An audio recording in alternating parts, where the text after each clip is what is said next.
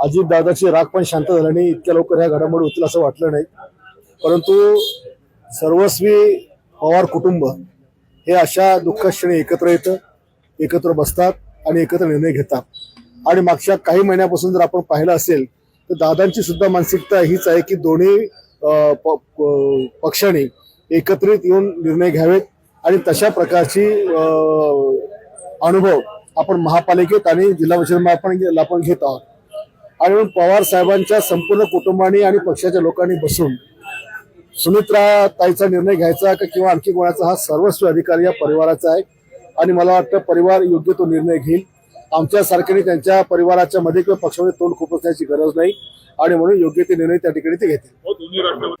अजितदादाची राग पण शांत झाली नाही, इतक्या लवकर ह्या घडामोडी होतील असं वाटलं नाही।